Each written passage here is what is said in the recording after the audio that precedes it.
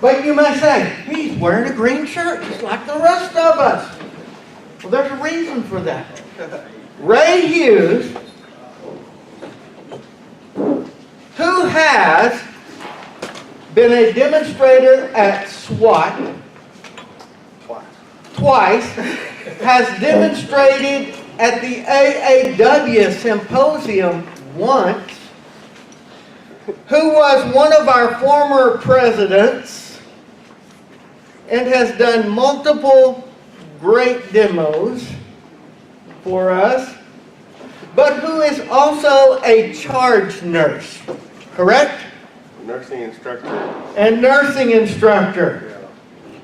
And so he tends to give people weekends off and generally works the weekend, correct? Yeah. So work tomorrow. That's why he's not with us a lot of times. Now, Ray's background is Ray has made over 100 sets of bagpipes. Oh, yeah, well over. Well over 100 sets of bagpipes. It's a shame he didn't bring a set today to play. I'll probably have to get Colin to come down to... Yeah. But a great woodturner. Harry, back in the spring, back last fall, said, hey, see if you can get Ray to come do a thread chasing demo. And I contacted Ray last fall. And we set up March.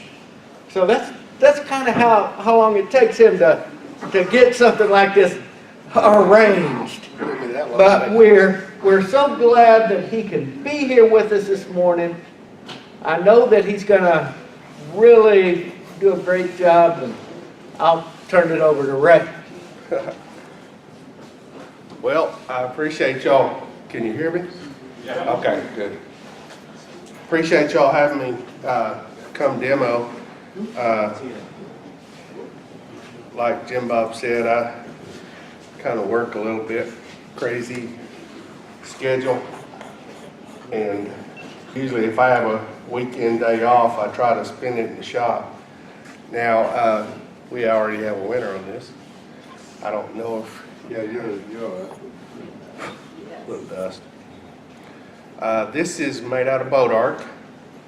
I threaded it with, I believe it was 10 or 12 thread per inch, not sure, probably 12 chasers, and actually even, and this is the goal, making it nice and smooth spin, and then the grain match up. Down between your feet. Huh? Down with it. There you go. Right there? Okay, good. Yeah, the grain matches up, even the little superficial cracks almost. Yeah. I'm going to pass it around, and you know that it's yours. Rhonda. So, Rhonda, good to meet you. And I'll, and then when y'all get through passing it around, you'll make sure Rhonda gets it. Thread chasing. The reason I got into thread chasing was a byproduct of making bagpipes. When I first started trying to make bagpipes, I ran into a fellow from New York at a Scottish Games in Oklahoma City. And he was a bagpipe maker with a company out of New York City named Cronin Company. And he had a set of bagpipes that were just beautiful. Something I've always aspired to as far as the quality. And he said, do you have gun drills? And I said, what's a gun drill? And that's one of the things that I demonstrate sometimes. And it actually is for making firearms or other deep hole, longer than the width, drilling. I said, no, I never heard of a gun drill. And he said, well, call my boss Monday when you get home, and he'll tell you where to get everything but where we get our wood.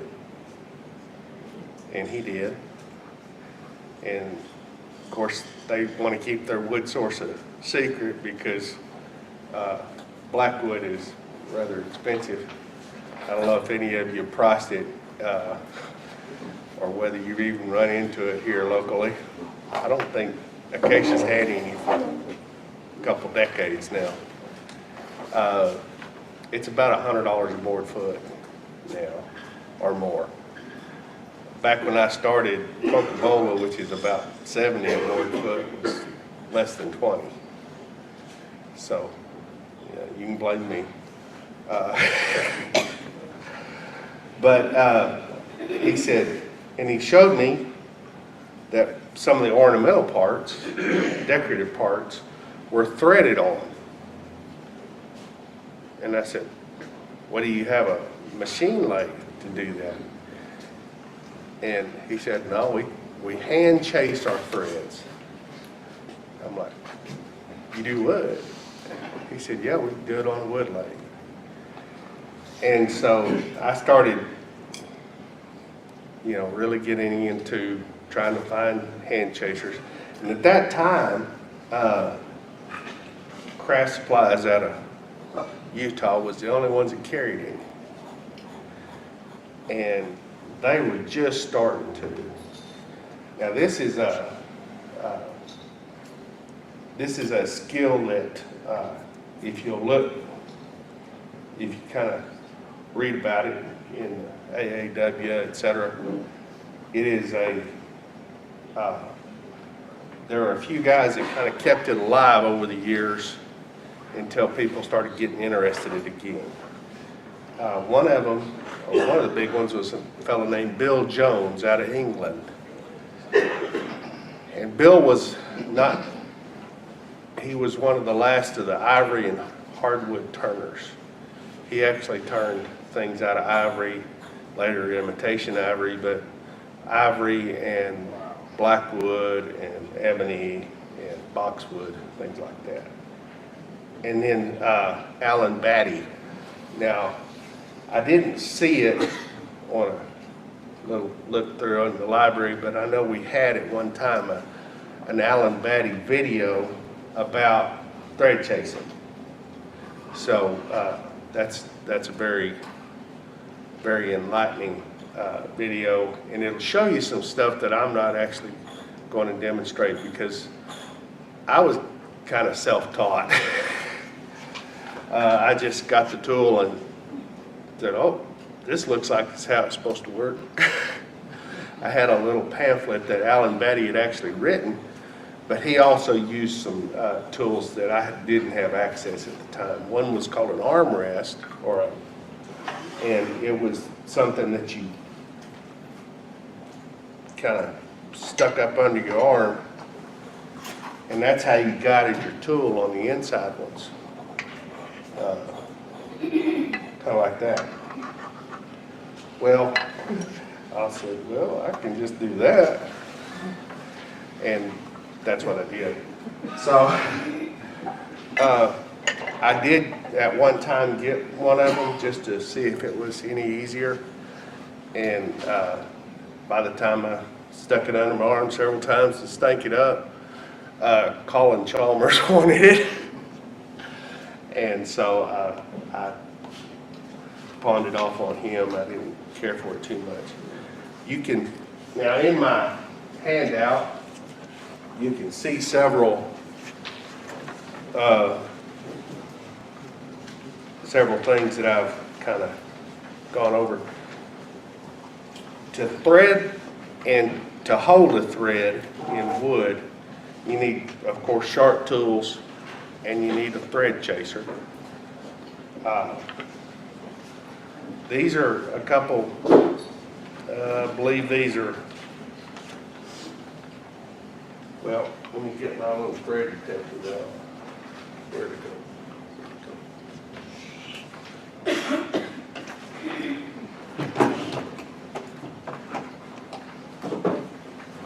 These are, now you can get these online, like on Amazon or eBay, and it's a thread gauge. This one was made in Taiwan. I've seen them online for like $10. And you can simply, there you go. That's about it.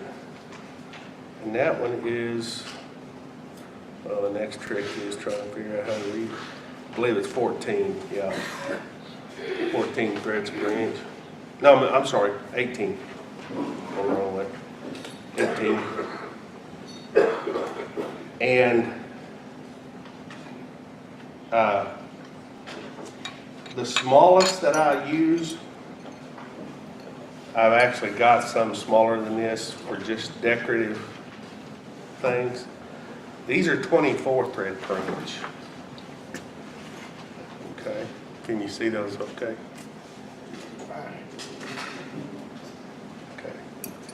And these are 3.5 thread per inch. I've actually used these to cut a wooden geared vise or clamp type thing before. The woods that you need to have are hard, dense, close grain.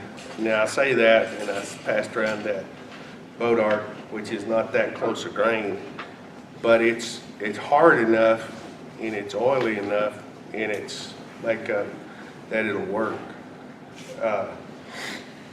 The softest wood really that you can cut threads in is hard maple.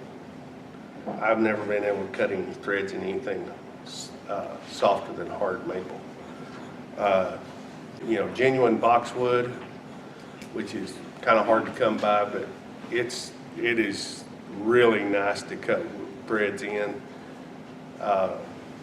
Satinwood, ebony, persimmon, all these listed here. Texas ebony. Now, some woods might be hard, but their characteristics, they will actually kind of powder as you're trying to cut threads, even if your tools are sharp and everything. Also, and I brought some today, this is called Delrin, or acetyl. And it is a thermoplastic. It's a food grade plastic that they can use in the industry for making things. It was invented by DuPont. You can get it at Bowers sometimes. Also, Online Metals carries it. OnlineMetals.com, I believe, is the website. And also San Diego Plastics carries it. And those are all good folks to deal with. Now, CA glue will not stick to Delrin, correct? No.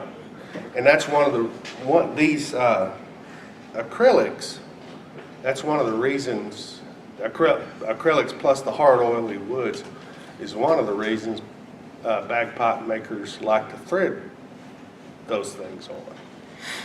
Because it's very difficult to glue those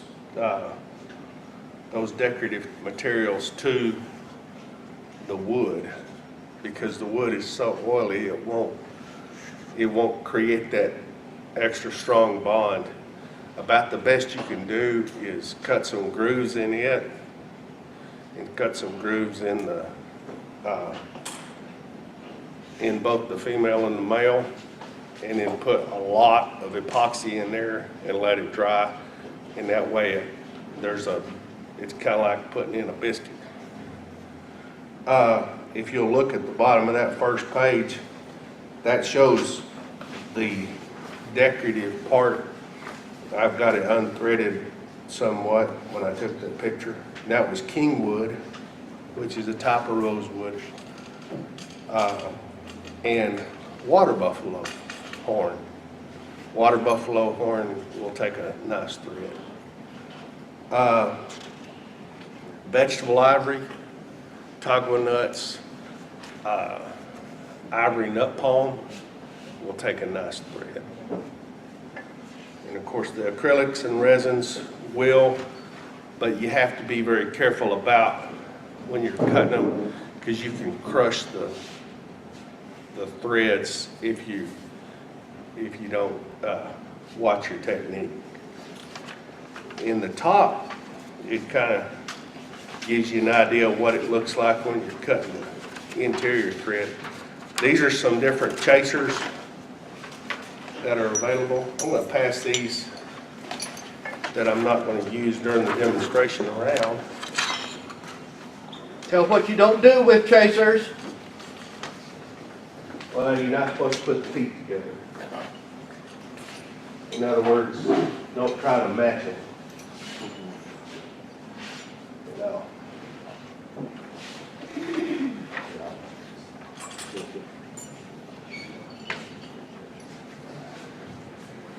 Another item. Now, if you'll look in the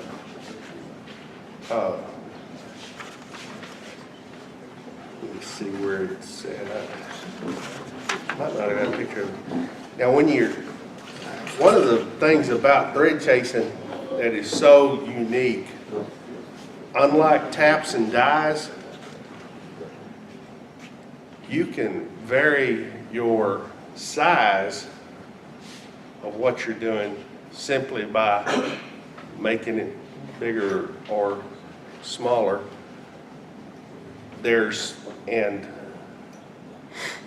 And cutting the threads in a smaller or larger piece. For the most part, taps and dies, well, as a rule, taps and dies do not expand and contract to match whatever you're doing.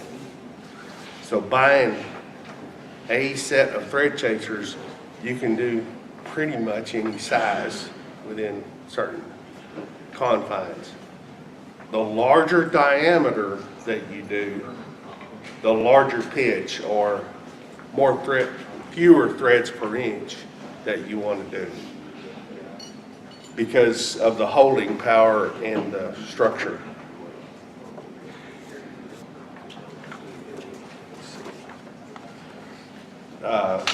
It's about the fourth page. It's called a wood threading kit. And these are sold by, see, Garrett Wade, Grizzly, Amazon has them, Highland Woodworking. And it's a wood tap and die. Regular metal taps and dies are not really good for wood. They don't cut the same way. They don't have the same angle on the thing. As you can see here, they are fixed size. I can use 16 threads per inch on this, the big, however big I want to do it, however challenging I want to make it. These are thread inserts. Now I have one of my late friends down in, Don Ferris down in Midland. He would take these inserts from a machinist threading deal and braze them onto a stem and make a thread chaser. That's possible if you want to go to all that trouble. Otherwise, get online and order it.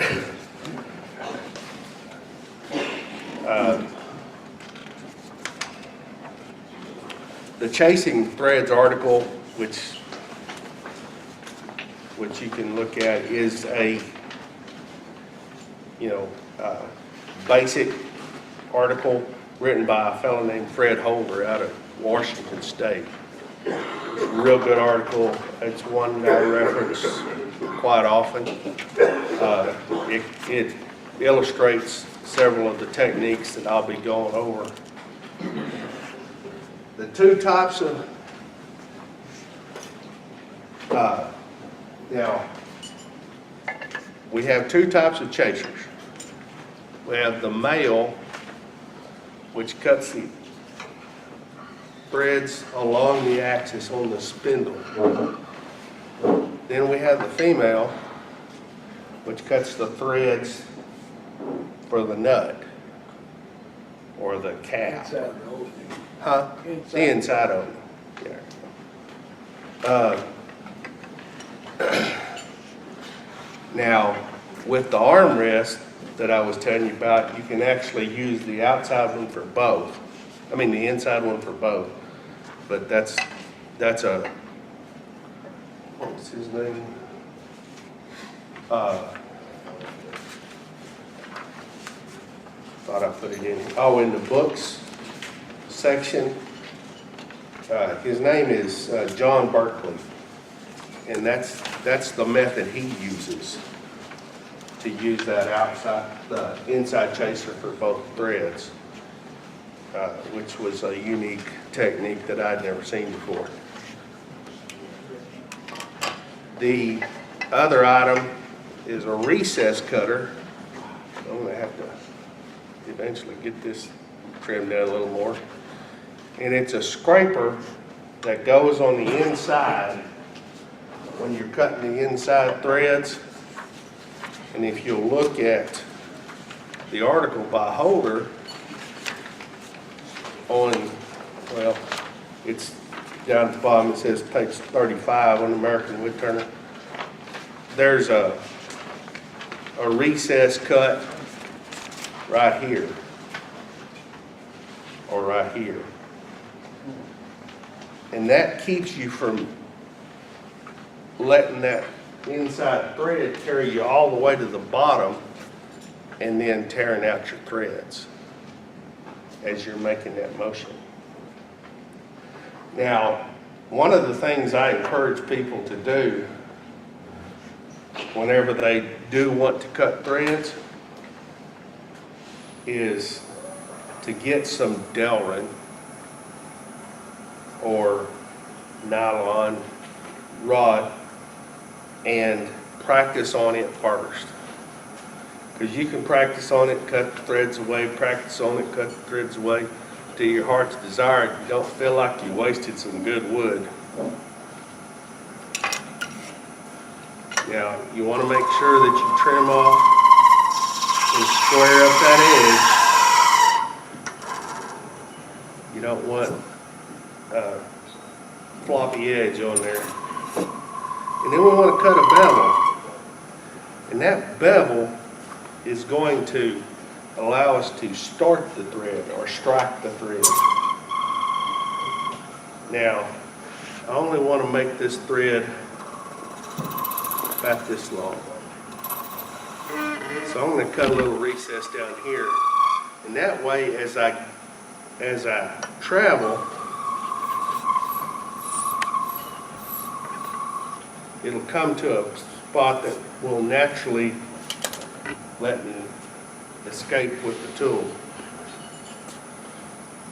Now, one of the things that you have to have is a lathe that's capable of spinning at less than 500 RPMs. If you have a variable speed lathe, especially like these Pyromatics or some others, or if you have a lathe that, even though it's pulley lathe or step pulleys, it will allow you to slow down enough. Now, the first lathe I ever had was an Oliver that we converted to pulleys because of a motor issue and three-phase power, et cetera, et cetera, et cetera. And the slowest it would go was 600, which is faster than you're supposed to. Well, I didn't know that. If I'd have known that, I'd have sat there for ages and looked at it and said, well, I wish I could cut with you. But I did it anyway, and it worked. One of the things that you have to do when you're cutting threads course, makes it. And it's delivering the squeal at you.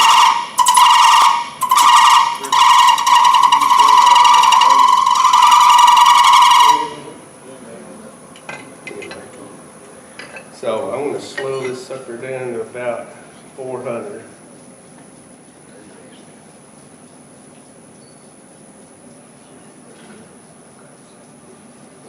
392 is close enough. And here I've got my chaser, and there's what I call it is the cutting where I strike it, and then the scraping or the bottom part. Now you want to make sure that when you're cutting, you're pretty much addressing the top edge or the leading edge at the equator. Which, if you look at it, let me turn this down. That's pretty close. You also want to make sure that your tool rest is smooth and free of nicks. Because, and this is a robust tool rest that I got off Greg or Jeff, I can't remember his name. Robust lathes guy. Greg? Brent, oh yeah, Brent English. I'm sorry, thank you. Anyway, it's a robust and it's got a hardened top. These, the ones you get with Powermatic that come standard are soft. So you either need to dress that edge or, you know, whether it's filing it or sanding a little or something. Just so when you're traveling, you don't hit that nick. You know, adjust it to where there's no nick. Because when we're turning, a lot of times if we get catches or stuff, we can mess up that edge pretty bad. Anyway, we'll turn it back on there.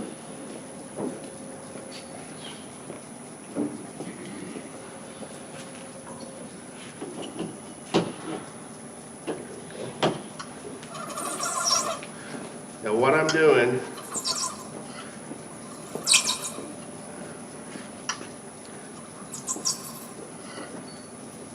you'll see I'm striking the leading edge. That chamfer that I turned in there at first, that way I'm not messing up the entire surface. And as I get that, I can start getting perpendicular.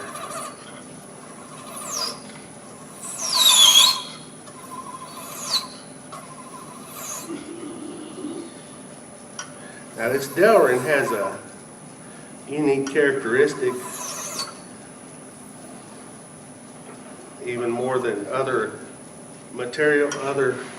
man-made materials, and it doesn't, you have to really be doing something wrong for it to powder or chip. It will form these strings that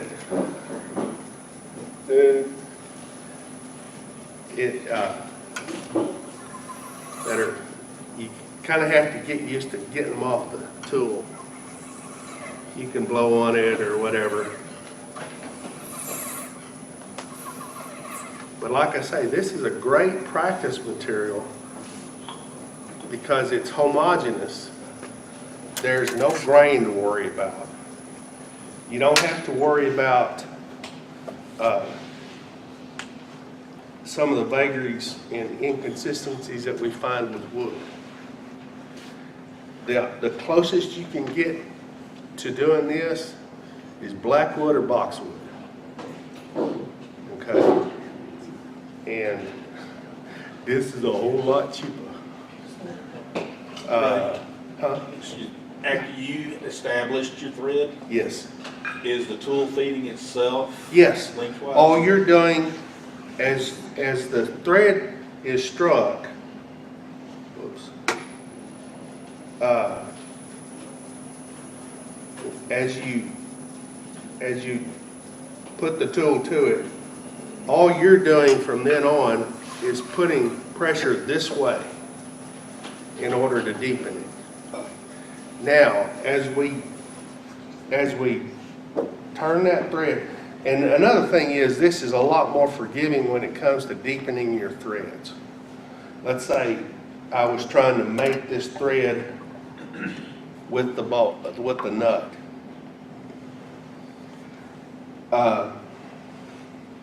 I would be sizing it in and out, which I'll show you in a little bit. Because whether the thread is tight or loose is the diameter of the nut and the bolt. So you either want to deepen it or, well, that's really on direction. Can't put him back on, can we? You can simply press harder and it will continue to cut in. It is, especially if you do it lightly.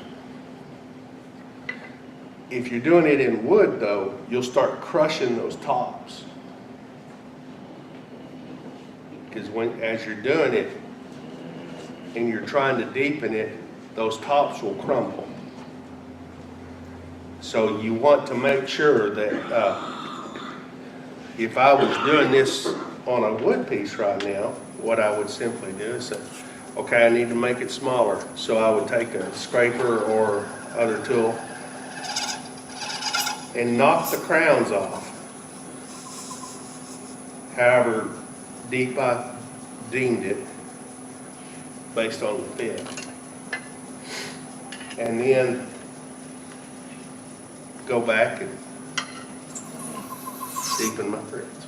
On wood, do you ever do anything to lubricate the wood? Yes, I like to, in my shop, I will often use either wax or what I prefer is almond oil. Whenever I use oils on wood, almond oil that you get at the health food stores, that's really the only time I say health and food at the same time. Has vitamin E in it, and that vitamin E stabilizes it, won't let it get rancid. Nothing like having a rancid set of bagpipes. Of course, there's plenty of people that will say, oh, those are rancid anyway. They sure is sour. But you can use a little, especially, you know, if you're having trouble with the wood breaking away, you know, run a rag with paper towel, rag, whatever. In my case, sock that has outlived its sockiness, and run it over there and kind of wet it with oil. And you know, you're not penetrating too deep in these woods, but it makes it a little easier to cut sometimes. But there, I've adjusted the total diameter, and I'll pass it around. Right. Yes. Would you address drunken threads? Oh, yeah. You don't want to drink and thread at the same time. Whenever you're chasing a thread, especially. When you have this on there, that'll make it show better. Oh, okay. Yeah. Whenever you have a piece, and it seems to happen more to me on the bolt part, the male part, is not, if you don't get your thread struck true, and you don't travel or traverse at a nice constant rate of speed, hence the making sure that your tool rest is dressed and has a surface that will let you move at the same rate, you can get what's called a drunken thread, which Tom reminded me of. The drunken thread means that it doesn't, as if you were to try to thread it with the corresponding mating part, it gets stuck and it wobbles and does all sorts of stuff that doesn't work out.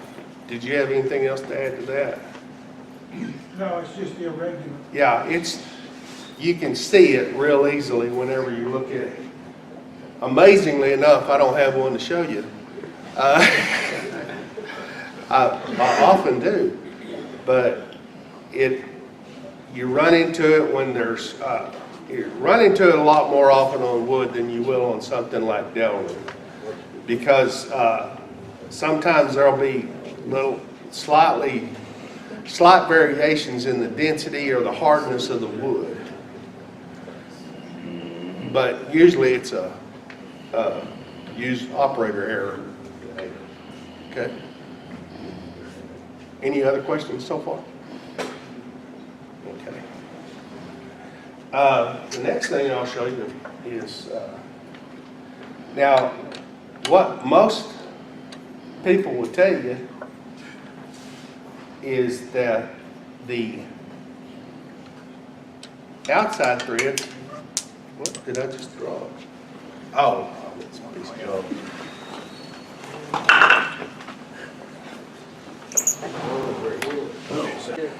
Yes, thank you. I appreciate it. What most people tell you is the male threads are easier to cut because you can visualize them as you're doing them. So if you choose to take up this turning technique, I would suggest the first thing you do is get some delrin and get your thread chasers and concentrate on those male threads, because when you're cutting female threads, you're cutting them blind. It's very difficult to see inside of it. Now the larger diameter pieces, sure. Also, yeah, it's way too big. I just brought a couple of these to demonstrate this.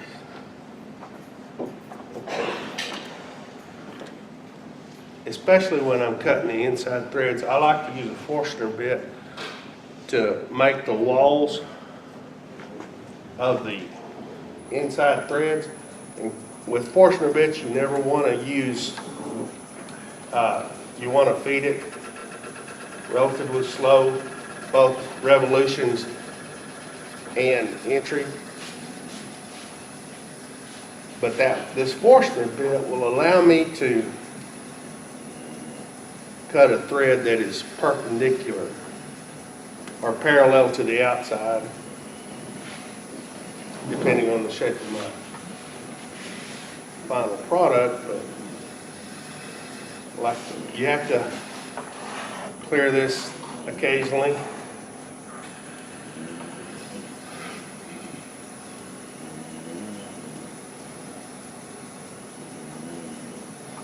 I noticed when you were putting that male thread on, did you turn your tool over? One of them have just a slight bevel? Yeah, what I tend to do is it's more useful on wood than it is on the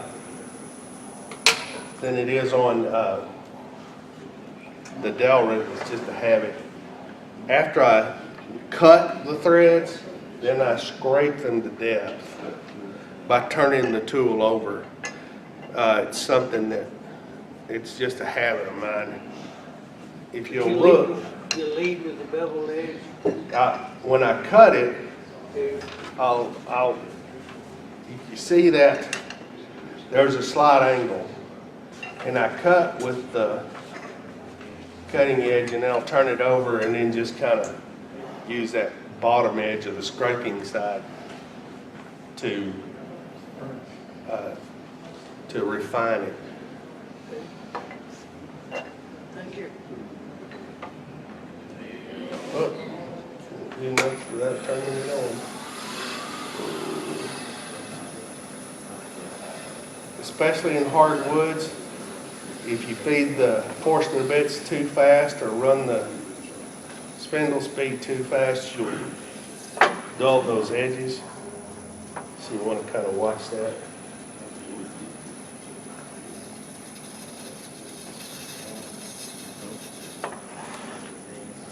Okay. And when you're doing this, always take the bit out of the lathe unless you want a scarred up elbow.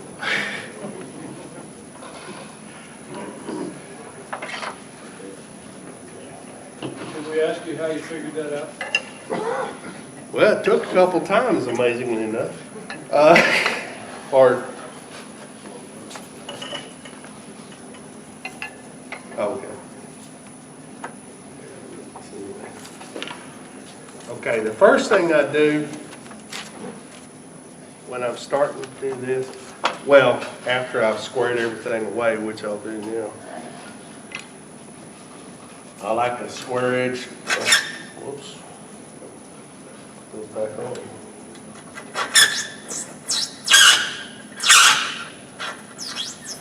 Now, when you're scraping down or cutting it at any, cut it at a low speed because it will melt. Delrin also doesn't respond well to sanding unless you want to spend a day doing it. Okay. Now I've got my recess cutter, which I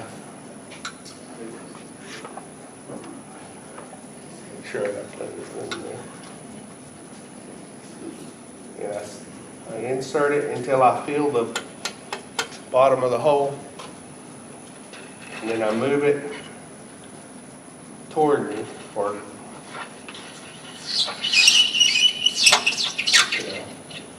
and sometimes it gets grabby, and that's part of the thing about doing it in the blind. There we go. Put this back in here. Yeah. Okay. Get these out of the way. Now we'll get our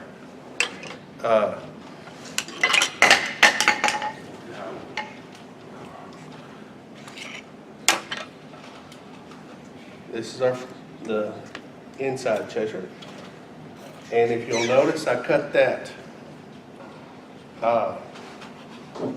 little bevel right here, so I can do the same thing that I did with my outside chaser.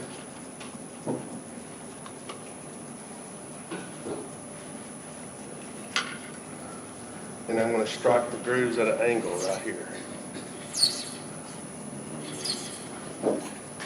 Now, if you'll note in your handout, it shows, let me see, I guess page 35, the part with the inside. You attack it along that shoulder and then lift it, and you start moving in an elliptical fashion. You go down until you get close to the end, and you'll either feel it by the thud when you hit bottom, or you'll know about how deep you're supposed to be going, and then you'll raise it off the threads and come back out, and you start doing it at a real rhythmic, a real steady rate. But once you get these first threads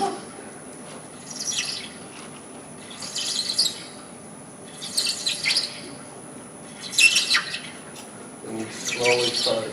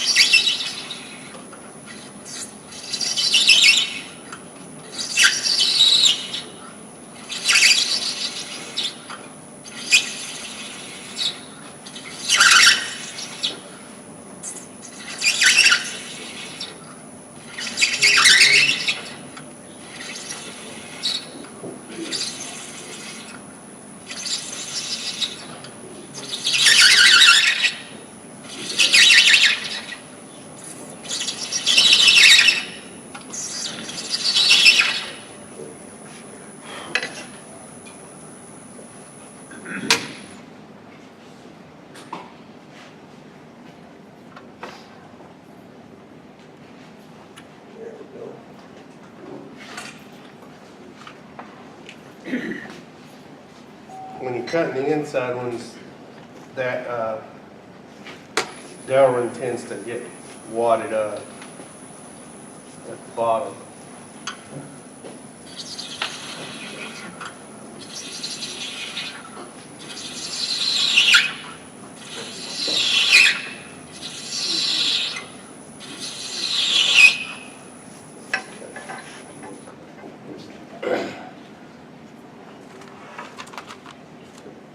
Okay. I did it again. That's okay.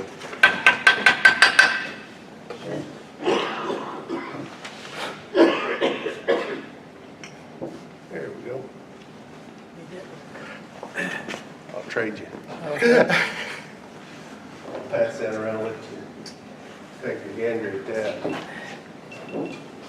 Now, here's the bottom.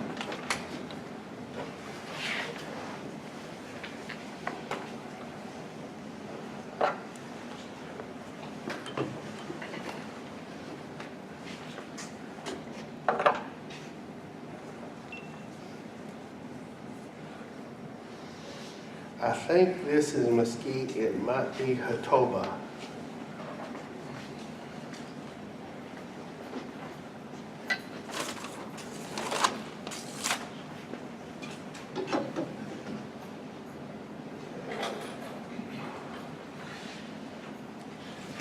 Now,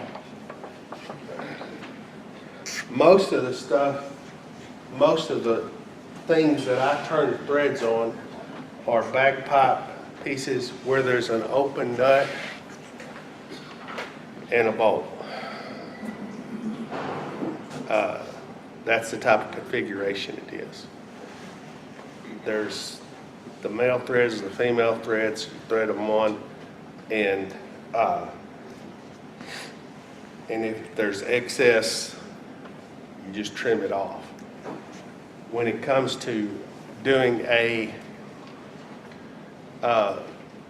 box like the one I brought today, the interior threads, there's not as much of an escape. That's why you cut the recess, to create an artificial escape. If you practice doing this, what I would advise is, for practicing the interior threads, is to drill a through hole. And then also make sure that you've got some room in your chuck so that you're not bashing into the jaw. Because these jaws have other parts. So if you drill a hole, make sure that it's either setting proud or setting away from the flats if you're going to drill a hole bigger around the through hole. That way you won't trash your threading tools. Now, one of the things I recently started doing, like you may have seen on the box, I got these little inserts on each end.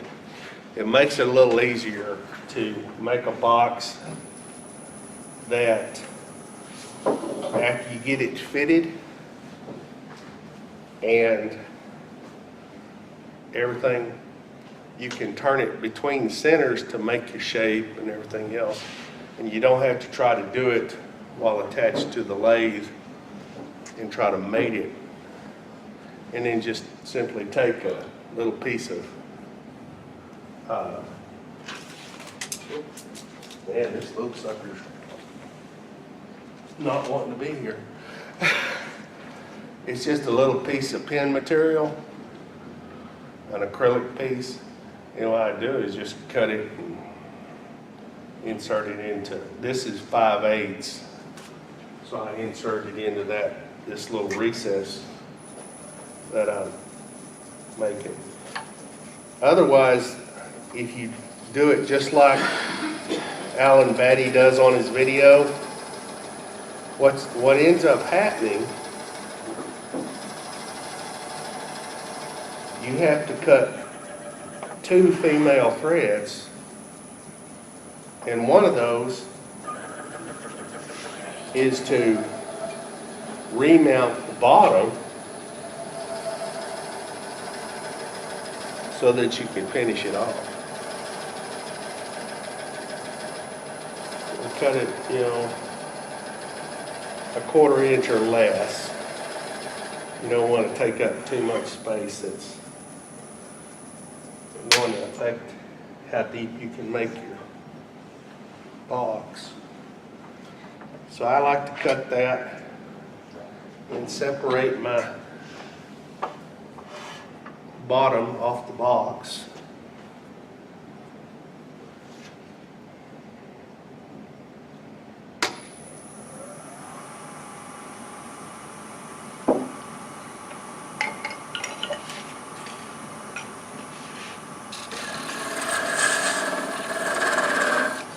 Now, does anybody have a pencil or a pen? Or, Yeah, right here. oh, here you go. Thank you.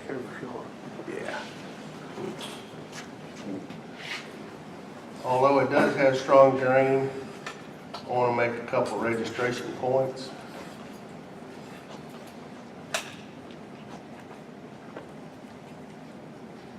Oh, I like that. Thank you. Appreciate it. You always know you're going to forget something when you're doing it, Emma. At least it wasn't Chuck.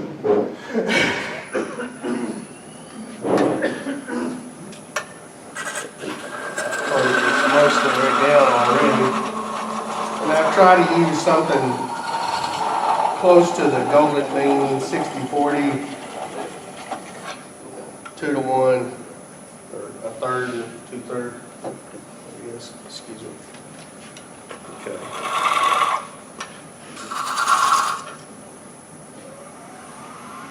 I like Delrin.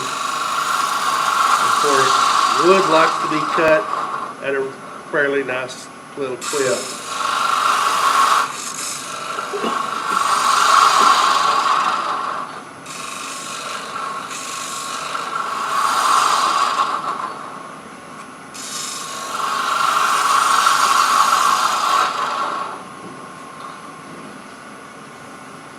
Smooth that off, square it up.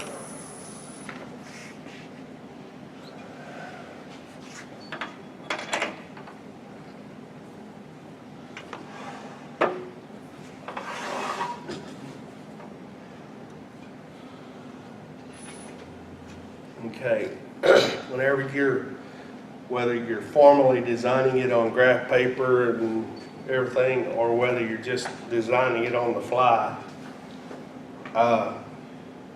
you know, think about how deep you want to make that cap, or how,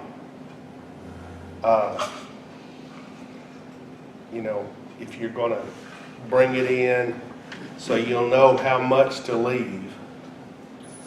You know, if you're going to use a finial or whatever. Another thing is, if you use the kind of insert method, it makes a good place to, if you want to glue a finial. If you want to get real fancy, you can thread one in there.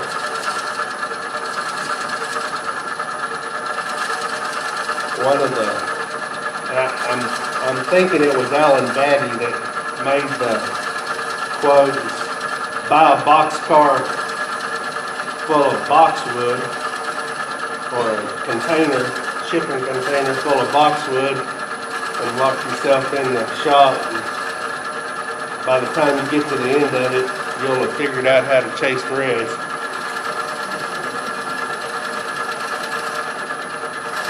That's paraphrasing it. I'm sure he didn't do it with a West Texas accent. His son is also, of course, a famous Colonel Stuart Batty. And I remember showing him something that I was working on when he was at SWAT, when he was in Wichita Falls.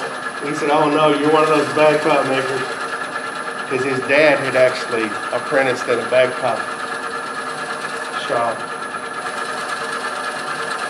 I don't know. I think this one's getting a little dull.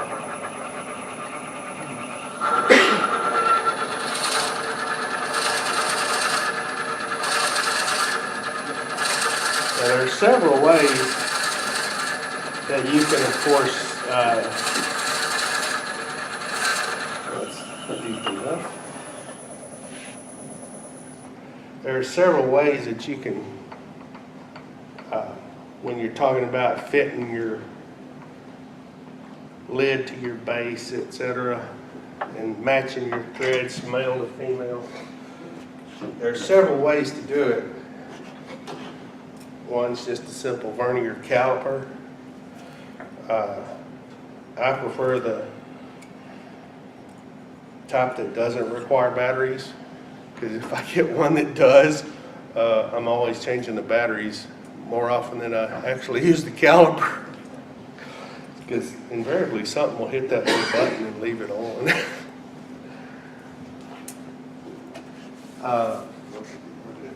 And then also there's a tool that I have one, I didn't bring it. If you'll look right here, this sortie set,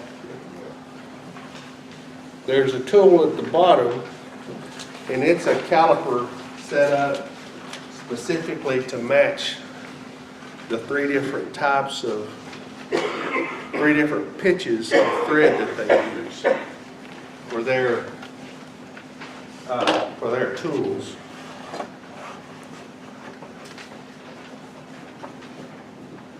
Of course, Sorby makes a lot of tools, and they're, of course, very high quality.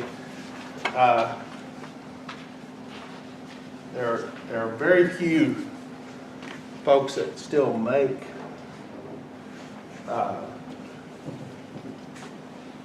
these.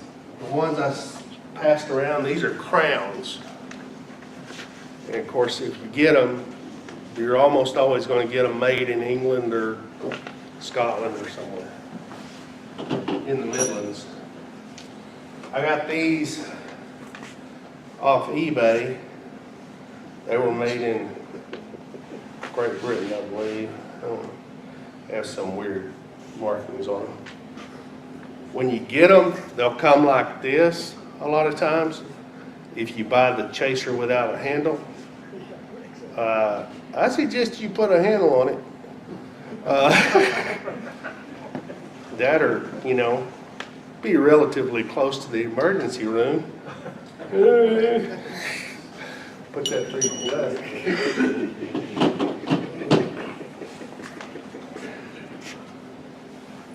Okay. Now, when you're cutting a lid versus a ferrule, which is simply a sleeve, of course, kind of like you see on your tools. It's just that sleeve around that end. And that's similar to the bagpipe, the picture of that end of that bagpipe on the front of the handout. That's a ferrule. There are also some other ones, but they all fit like a ferrule. It's bolt and nut, and it's an open nut. Now when you're doing a lid, and you wanted those parallel sides, so you don't get something like this or something like this, and you use that portion of it, you either want to do some decorating in there to incorporate that little point, or you want to turn it out. And I just use I like to try to use a little scraper and make a little dome in there. That's too high.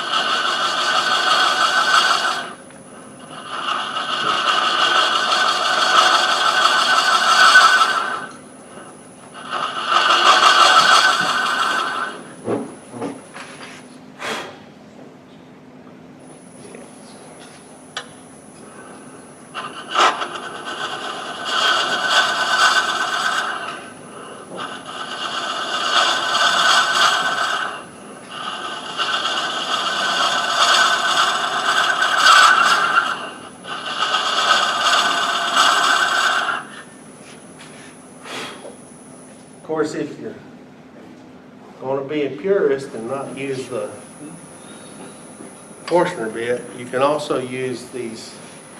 This is a Hamlet out of Sheffield. That's where most of these tools are made, seems like, Sheffield, England. And this is a box scraper. There's also one that has a curved end for a curved bottom box, and you can do the sides.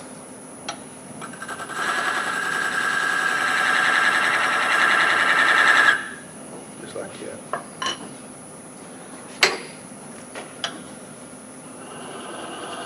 And Alan Batty's demonstration, and you can see it if you can't find the video. They also show it on the YouTube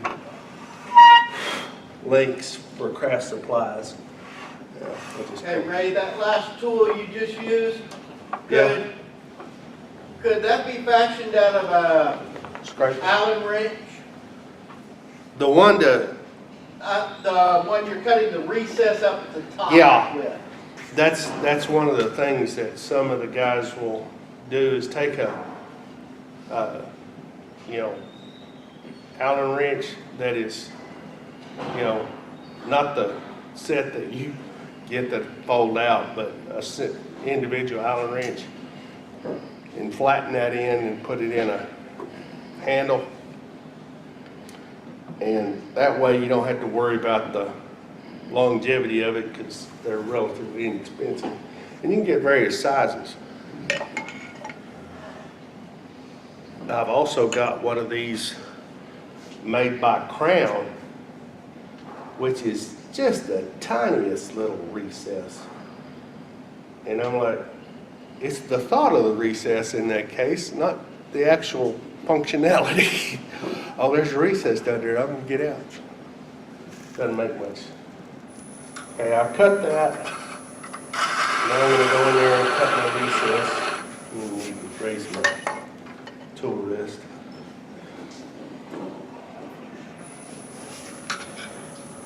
You want to be higher than the equator. When you cut that, your leading edge should be above. Otherwise, it's going to try to ride along along this edge instead of addressing right here. And unlike and I may not have mentioned it with the inside chaser before, but whenever you're cutting that,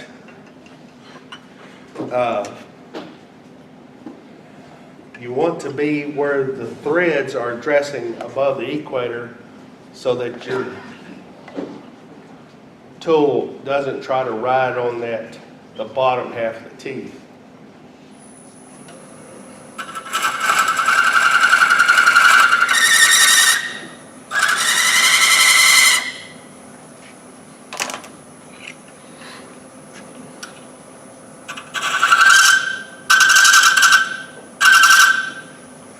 Okay. Slow this back down.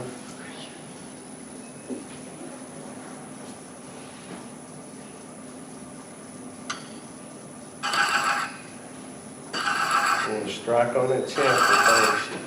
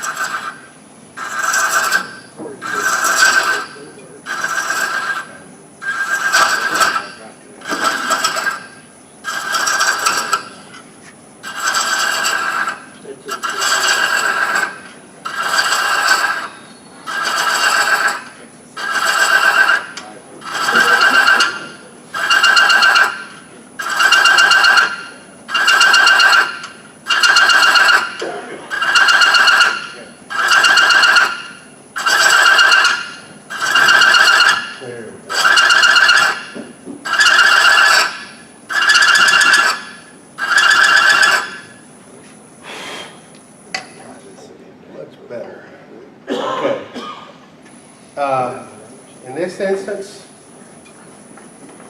this wood wasn't responding well to a slower speed, so I kicked it on up about 500.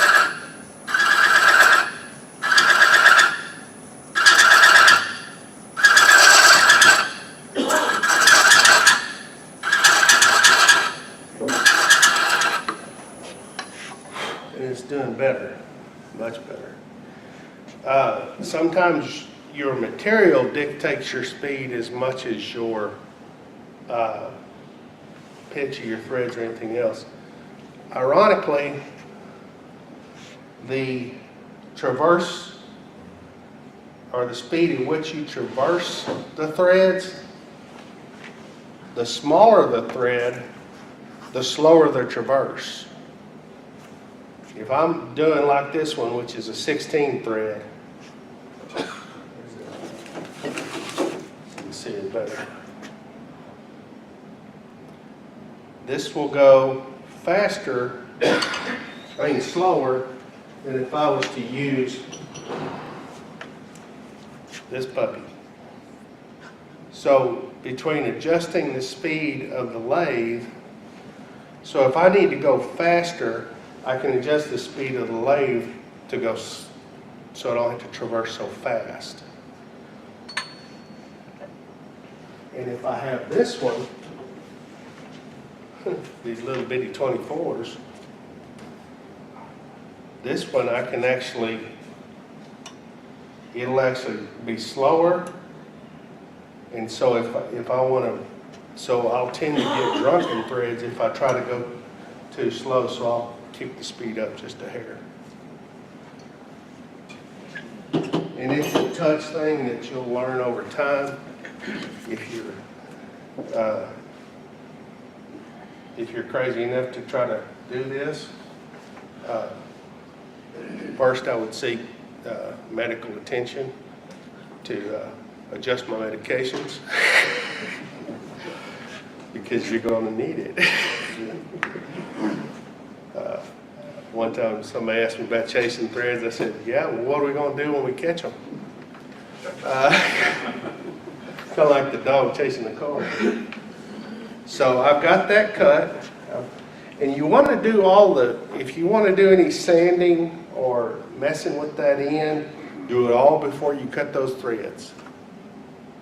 Because invariably, if you cut those threads and they're just beautiful, you'll say, oh crud, I didn't do that. And then when you go in there to do that, that's when you mess it up. So, just something to remind you. Okay. Next thing I want to do, I want to get in the way of the jaws. And that's pretty much square. So I'm going to take this one off.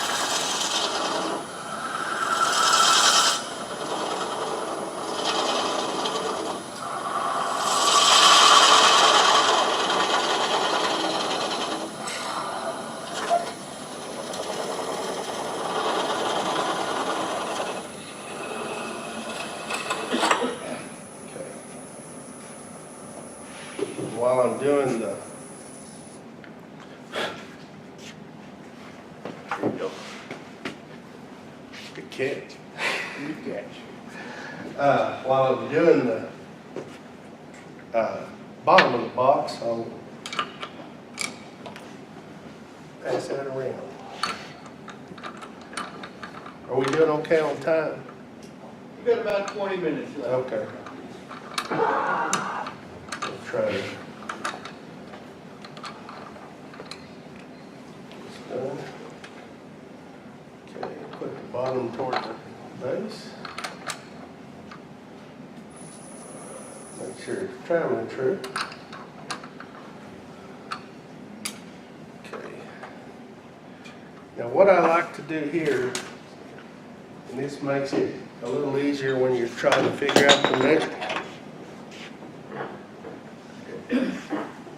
measurements and stuff, is to take that bit that I initially made the hole in the top Now, there's other ways you can do this.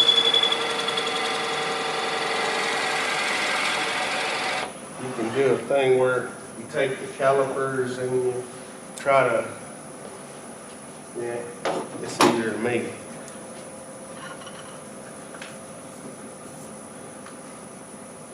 Okay.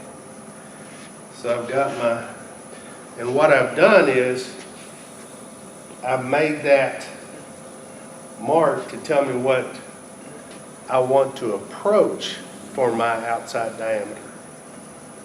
Okay? Now, if you want to get real technical, you could get one that was ever so slightly bigger, and it would give you exactly where you want to hit, but this is close enough for me.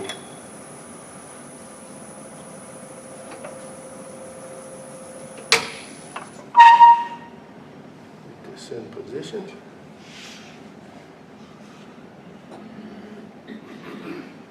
Okay.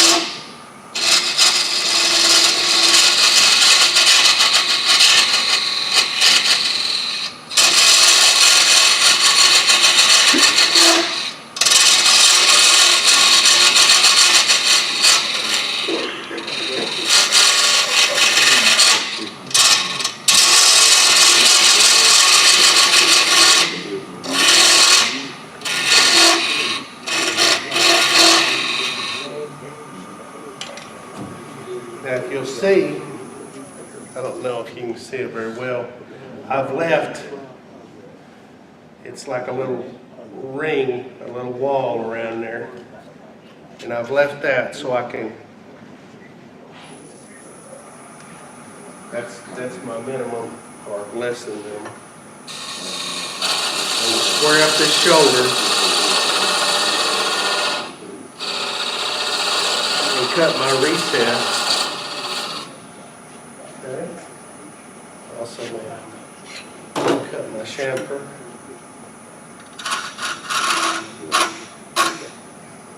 Has that made it around yet? Oh, that's fine.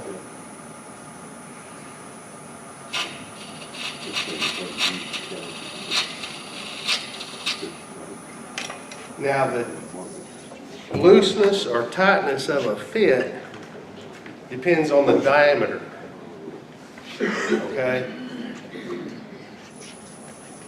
Now, whether or not you can match up the grain depends on the length, okay?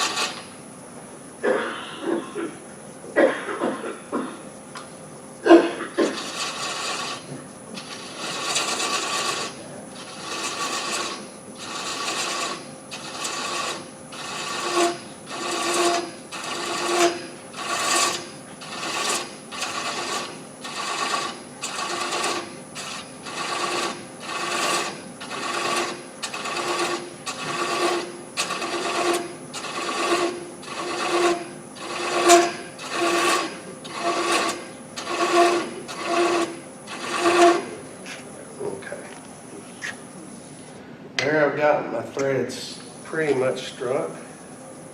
They don't have a nice point on them yet. We'll do that now. I'll turn my chaser over.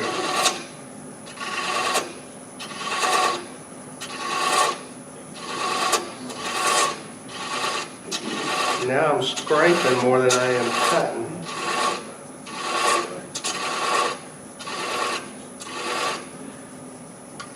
Now, some of my techniques are weird. It's because I taught myself. as far as turning. And I went at it. I taught myself to turn kind of like, kind of based on what my dad taught me about machining. It's on, but it ain't lined up. What did I do here? Looks like it got rubbed off. I turned it off. My registration marks on it. As you can see though, it's a pretty nice little fit already. Now, when I want to match the grain, what I need to do now is back it off and find where it matches. If I can. I hate to take that out.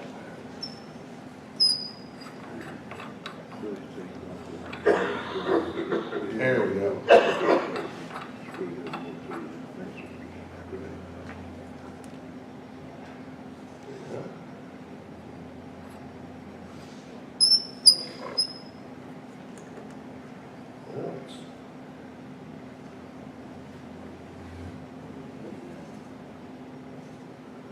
I don't know if I turned one of them wrong side or what. Yeah, I did.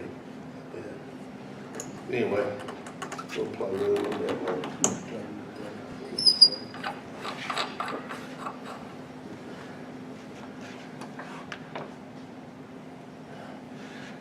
Now, if I want to,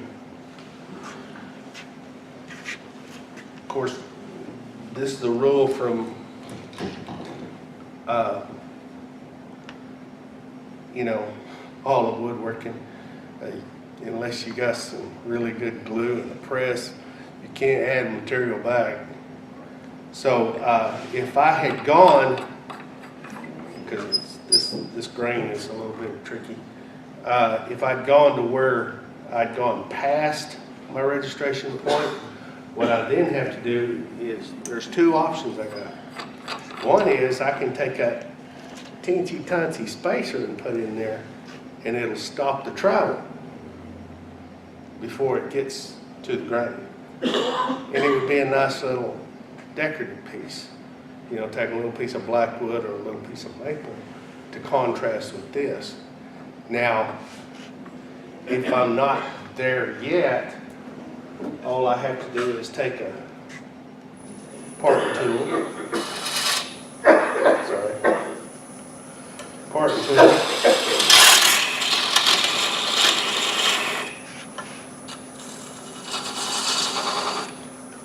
And take a little bit off of the shoulder so it will travel farther that's going around.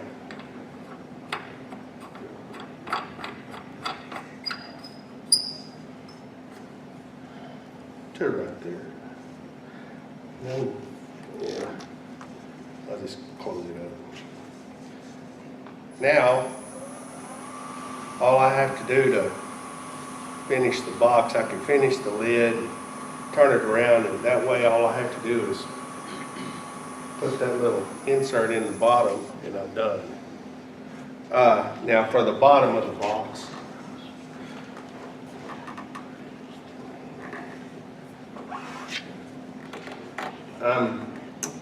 I'm not a purist like Batty or some of these others. I will use drilling tools. It ain't how you, to me, it ain't how you remove the material, it's just that you did it. So what I like to do is just drill a little.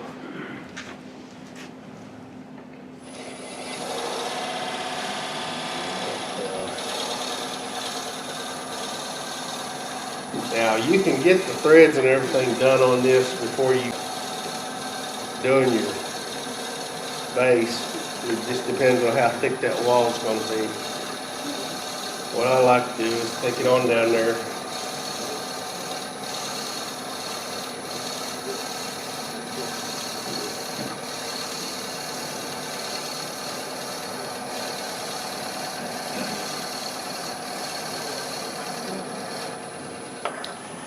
And I found a new tool, it's been a while back, and it's basically a Morse taper collet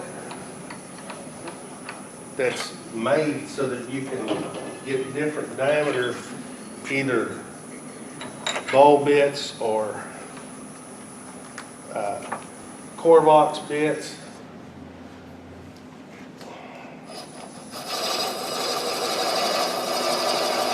And if I under-drill that forcer hole,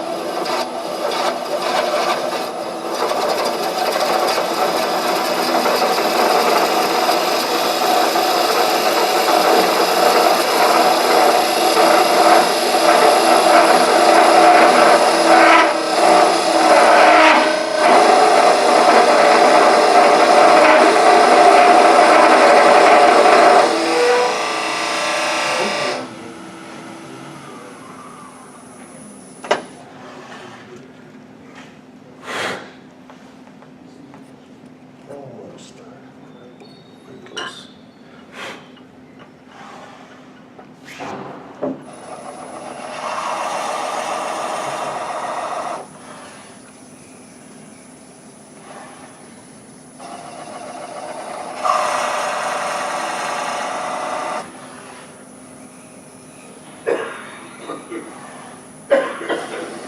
Makes a nice, especially if you're making smaller boxes like this. If you're making bigger boxes like that boat arc one, oh, I see what happened. I chipped that carbide when I dropped it. That's why it's acting funky. Well, I'll just do it old school.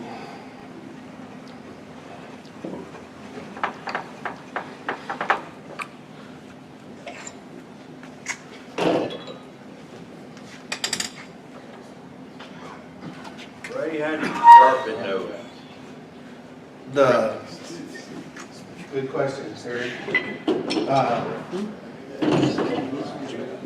You can either, you want to have it with the teeth down, and if you're going up to the front of the, well, you can do it with the teeth up, but I prefer the teeth down.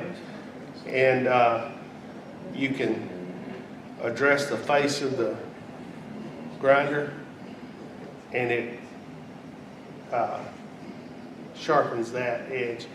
You don't have to worry about, the only edge you have to sharpen with the inside one is that leading edge, the top edge.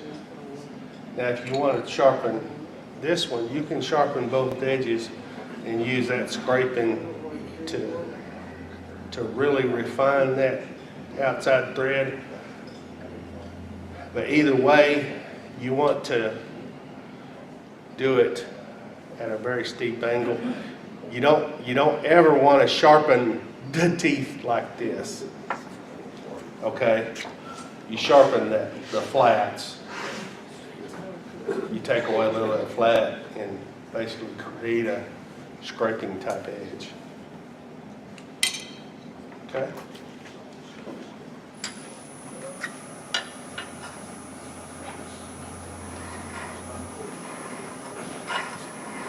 With these little boxes, it's kind of a feel thing, because it's hard to get your head down there and actually see anything. Guess you could put a little camera on your pinky. That'd be sweet. Getting close. And of course, you can always take the paper.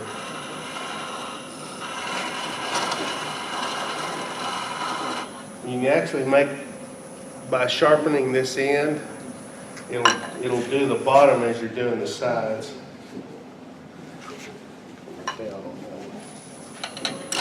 Oops, not too much. Sorry.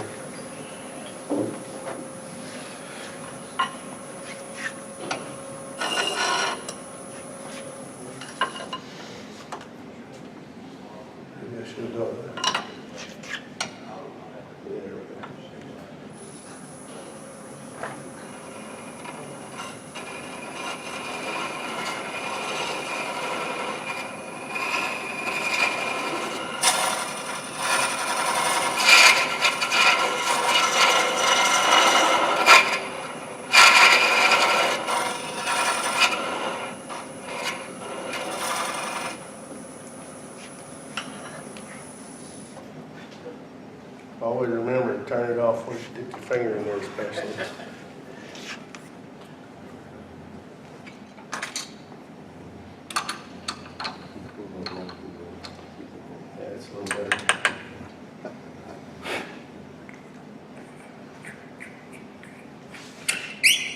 Yeah, Sweet.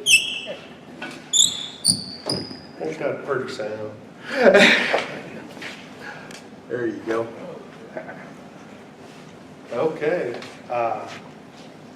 now, if you were to do it like, Alan Batty, you would then, instead of, you could, get it open? No, I can't, of course, my old hands have gotten so arthritic, I may not be.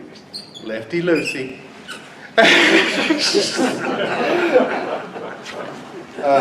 My arthritis not as bad as yours, Mike. Now, you can either do it by turning 2 male threads for a female or 2 female threads for a male. Either way, that way you can do the bottom or the top. Because it gives you a little extra practice. Because we all, kind of like in math and every other subject, we all want to practice some more. Could you mention something about how you, can you use CA glue on some? Yeah, Some woods? I started to mention it, but I got sidetracked. As you're cutting the threads, if you're starting to get crumbly threads, first make sure you've got a sharp tool. Make sure your attack and your speeds and all those things, the basics are covered. Now, if it's too spunky or punky, it's going to be hard to cut them, period, no matter how sharp your tool is. Now, the softer the wood, I would say the bigger the thread. So if you initially were going to use tiny threads, I would go to a larger size. Or if you were using this one, I wouldn't try those 3.5s. I would maybe use 10s or something instead of 16s. That way there's more surface area for the threads to have. The other, but you can, if you've got some punky spots on your wood, you can take, especially the thin, fast CA, and kind of drench it. Put you some paper towels and stuff down so you don't ruin or don't, mess up your tool rest and banjo and lathe bed. But kind of drench it and maybe hit it with the activator in order to kind of a quick stabilizing deal. The other thing you can do is, It soaks in. yeah, it kind of soaks in that punky wood. What I would prefer to do, is to make an insert type thing. That's where you take some blackwood or boxwood or Delrin or something, and well, Delrin wouldn't work too good. The acrylics would work better because you can actually glue the acrylics. But make a kind of a nut and bolt with the nut being hollow, or well, it's more of a collar in a nut or in a bolt than that way you can glue that collar into a recess in the base and then glue the male part into the lid. Mike Mahoney does that on his urns. He'll take some boxwood, little pieces of boxwood that aren't that valuable, and make that type of a plug thread. And he makes a plug thread. I prefer to call mine a nut and bolt thread or a square thread, where the sides are parallel and it threads throughout the turns. To me, that's a higher quality cut and precision. Of course, I use Forstner bits and all that. Some people might hoo-ha that. But I like that nut and bolt, almost a Acme type action. Where what he does is like a pipe, what's it called again? Tapered. Tapered, yeah. Like the, you know, the air tools and stuff. You know, even the tap and die, that is tapered when you cut it. And it really only catches all those threads at the very end. I mean, it's a slot fit until you get there. And to me, it's not very precise, but it works. If this isn't mesquite, which I don't think it is. I think it's Hatoba, Are you saying that? or Jatoba, or Jatoba. Hatoba. It's that Brazilian cherry. Yeah, they got it down at Acacia, and it's a real good price online from Bell Forest. I got like is a dozen or 15 20-something inch spindles, 1.5 to 2, for like $90. And I got it to use, or to try to make practice tenders for bagpipes, because it was in that range of densities that makes for good tone. The softest thing I'll use on a bagpipe would be hard maple, going all the way up to actually lignum vitae, which is pretty much the heaviest. That or leadwood, but leadwood, I haven't been able to find leadwood in forever, which is probably a good thing, because that's the only wood I've ever busted a gun drill on. Wow. Yeah, that tore one up one time. That was not happy. There was $100 right down the drain. Those are expensive. Anyway, I appreciate your attention, and I enjoyed giving this to you today. And I'm sure I'll be back more often now that Now that you know where we're at, Yeah. huh? Yeah, I thought y'all just moved because you don't like me no more. Kind of like my friend in college, went home one weekend and his parents had moved. Seriously, I mean, this is a true story. And he didn't know where. He just knew that they moved. I said, well, Wes, you know, you've been a problem. I said, they might not want to see you for a while.